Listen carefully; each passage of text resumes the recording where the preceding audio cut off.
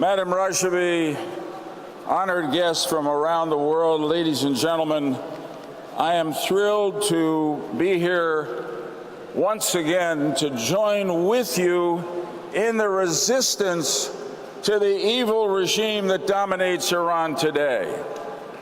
I want to say to each one of you that the size and commitment of this gathering sends a powerful message to both our enemies in Tehran and the people of Iran who are yearning for change. That every one of you didn't just make a decision to come here to this meeting.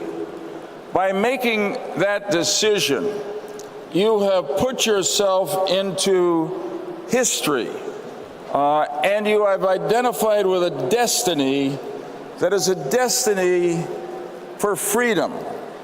One of the great freedom fighters in American history, Dr. Martin Luther King, said, "The moral arc of the universe bends slowly, but it always bends toward justice." I want to say to you today that the political arc of the universe may bend slowly, but it always bends toward freedom. Sometimes we have to help to bend the arc more quickly, and that is what your presence here today can make possible. Dr. King also gave his greatest speech at the Lincoln Memorial, a symbol of freedom in America. I have a dream, and I want to share with you a dream that I have for the Middle East. I have a dream, paraphrasing Dr. King, that all of the people of that region, Muslims, Christians and Jews, Shias and Sunnis, Israelis and Palestinians, will sit down together at the table of brotherhood and sisterhood and peace and freedom. That is our dream. And I will tell you, the most significant step forward in realizing that dream will be to change the regime in Iran and bring freedom to the people of Iran. It can't happen without this regime, with this regime. The one thing that hasn't changed in the Middle East is the behavior of the regime in Tehran. I know President Obama felt that if we negotiated the nuclear agreement with Iran, they would become more moderate. They haven't. Their aggression continues throughout the region. Their support of terrorism, which has killed so many, including many Americans, continues. Their repression of the human rights of the people of Iran continues. You know, a while back, Baghdadi, the leader of ISIS, declared a caliphate of Islamist extremism in the Middle East and said its capital was in Raqqa, Syria. As you know, ISIS is now being pushed out of that capital, thank God. But Raqqa was never the capital of Islamist extremism and terrorism. The capital since 1979 of Islamist extremism and terrorism has been in Tehran under this extremist regime, and that is why it's got to go.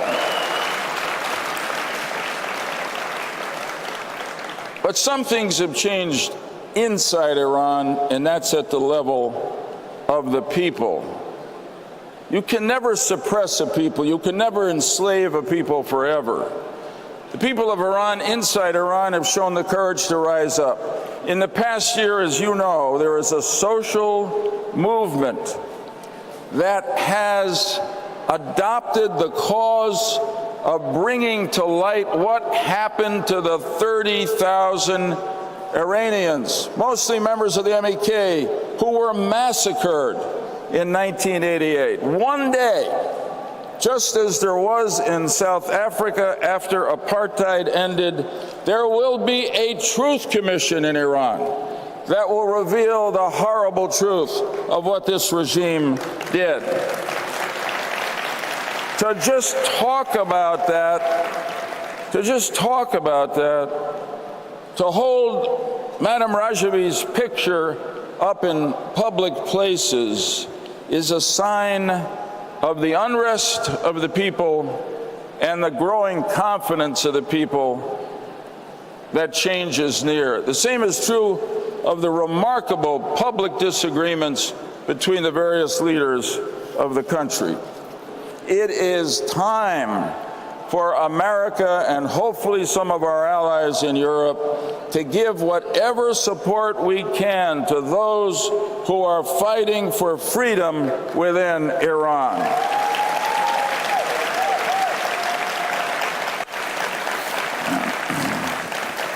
Ladies and gentlemen, I just want to say to you, finally, following Newt Gingrich, who's a historian, but speaking briefly, it's hard not to see the resemblance between the resistance that you and the people of Iran are part of and those who fought for America's freedom in the revolution in the 18th century, or those who fought for the freedom of France during the 19th century, or those who fought against Nazism and fascism and communism during the 20th century.